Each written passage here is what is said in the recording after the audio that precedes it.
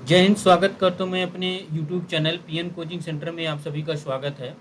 और आज मैं आप लोगों को कोडिंग और डिकोडिंग का जो अलग टाइप का क्वेश्चन है, एक जो थर्ड टाइप का क्वेश्चन होता है वो किस तरह से होता है उसके विषय में आज हम चर्चा करेंगे।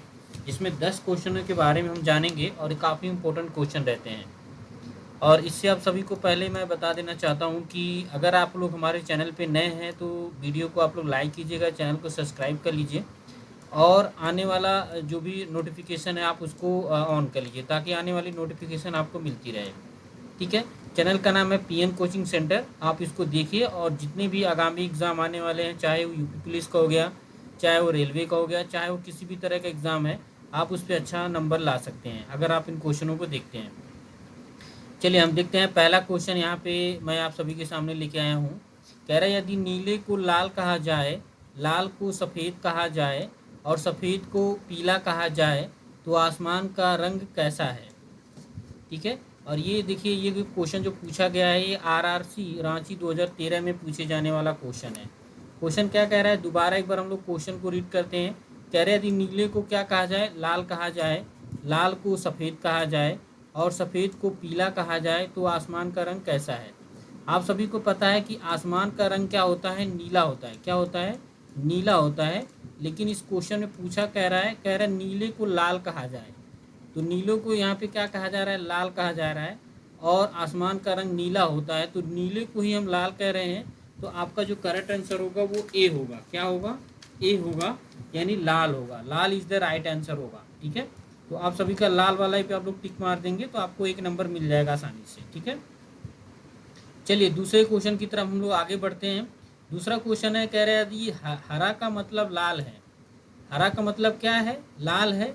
और लाल का मतलब क्या है, पीला है। क्या है, लाल का मतलब पीला है और पीले का मतलब क्या है, नीला है। पीले का मतलब, पीला का मतलब क्या है, नीला है और नीले का मतलब नारंगी है और नारंगी का मतलब हरा है।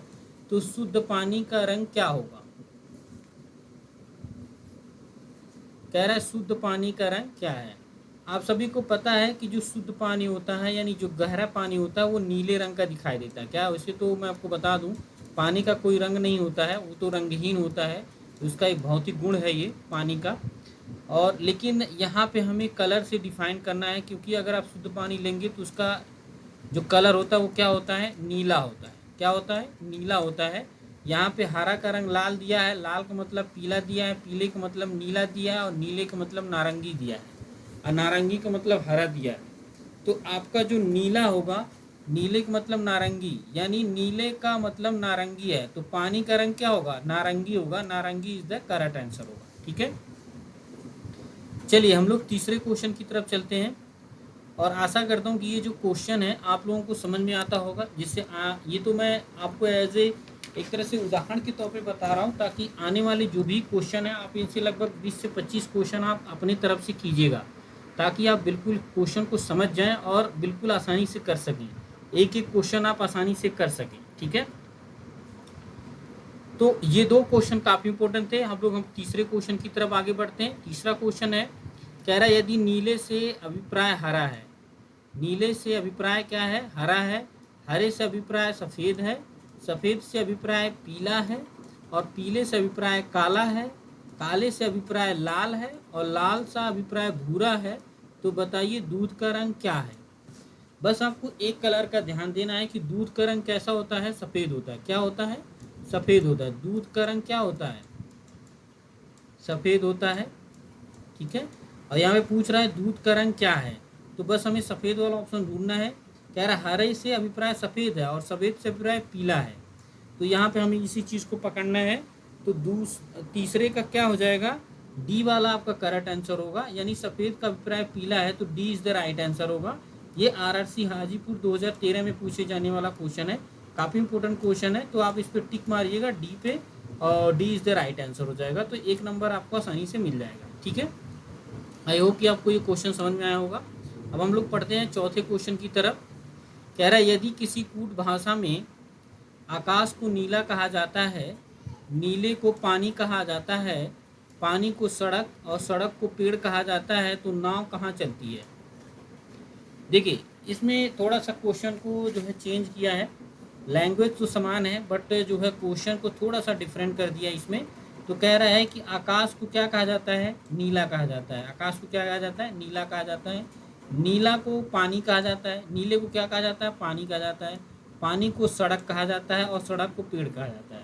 तो यहाँ पर पूछ रहा है कि नाव कहाँ चलती है, नाव चलती है पानी में। क्या चलती है, नाव चलती है पानी में।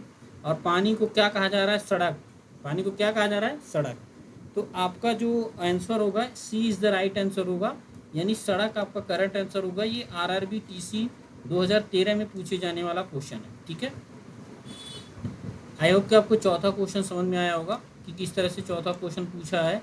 यहाँ पे कई सारी चीज़ें जो है मेल करती हैं, मेल करने से बहुत सारे बच्चे कंफ्यूज जाते हैं। तो अगर मेरी वीडियो आप रेगुलर देखेंगे, हर एक वीडियो 10-10 क्वेश्चन अगर आप सॉल्व करते हैं तो आप आसानी से वीडियो को सॉल्व कर सकते हैं और हर एक क्वेश्चन को आप आसानी से कर सकते हैं, कोई प्रॉब्लम नहीं आएगी। चलिए, पांचवा क्वेश्चन है, कह रहे हैं यदि जल को नीला कहा जाए, जल को क्या कहा जाए, नीला कहा जाए। नीले को लाल कहा जाए, लाल को सफ़ेद कहा जाए और सफ़ेद को आकाश कहा जाए। आकाश को वर्षा कहा जाए, वर्षा को हरा कहा जाए, हरा को हवा कहा जाए। तो निम्न में से किसके द्वारा दूध के रंग को दर्शाया जा सकता है।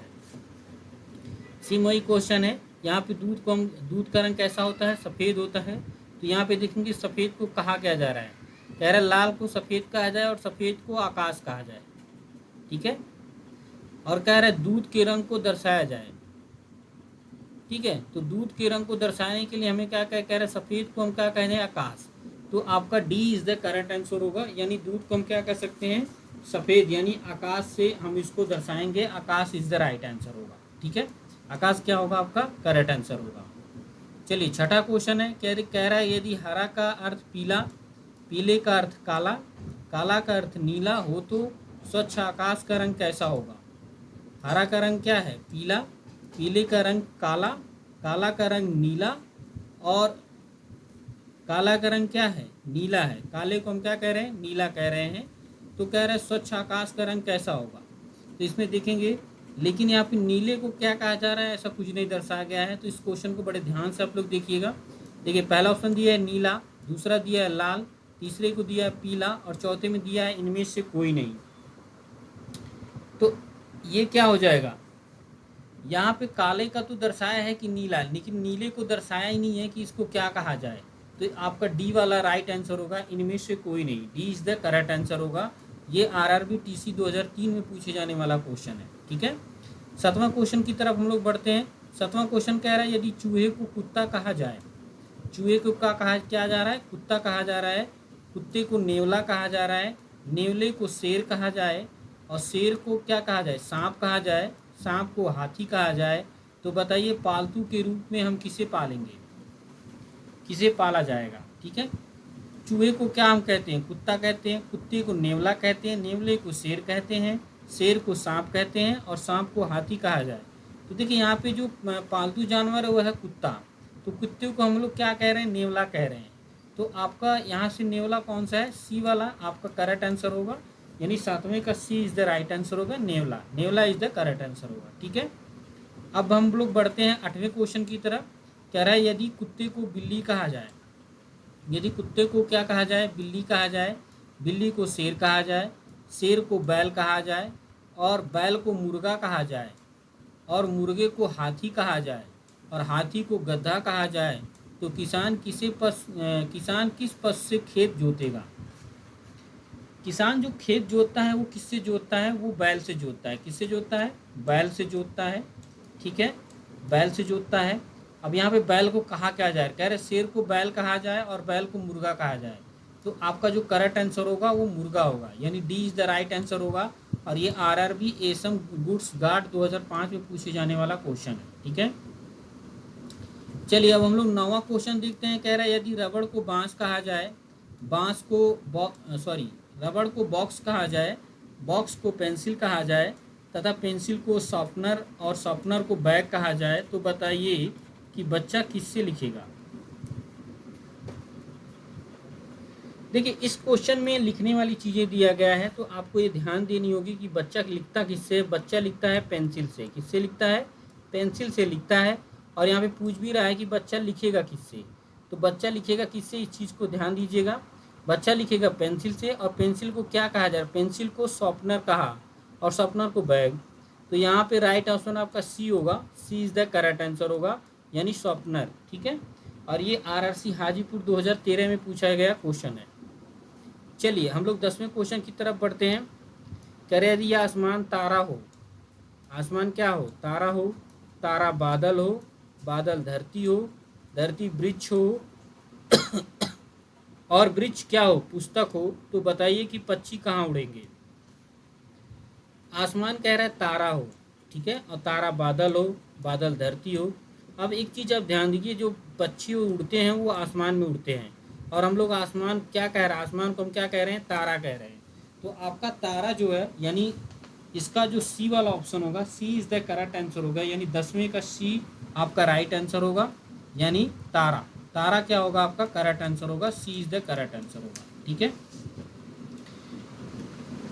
प्यारे बच्चों, ये थे 10 क्वेश्चन जो कि रीजनिंग में काफ़ी बार पूछे जाते हैं। और अगर आप इन 10 क्वेश्चन को एक बार पढ़ लेते हैं, एक बार ध्यान दे लेते हैं, इस वीडियो को देख लेते हैं, मात्र आपका 10 से 11 मिनट की वीडियो है, अगर आप इसको देख लेते हैं तो आसानी से आप बहुत सारे क्वेश्चन आप आसानी से कर सकते हैं।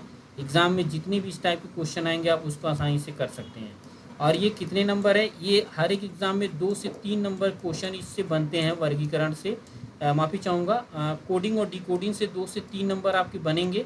आप इसको आसानी से कर लेंगे तो आपको बहुत ही अच्छा रहेगा। ठीक है, अगर आप लोगों को वीडियो अच्छी लगती है तो लाइक कीजिए, शेयर कीजिए, सब्सक्राइब कीजिए चैनल को, और अपने दोस्तों को शेयर भी कीजिएगा। ठीक है, चैनल को सपोर्ट कीजिए। चैनल का नाम है PN कोचिंग सेंटर, और आगे इसको सपोर्ट कीजिएगा। ठीक है, अभी के लिए बस इतना ही। जय हिंद।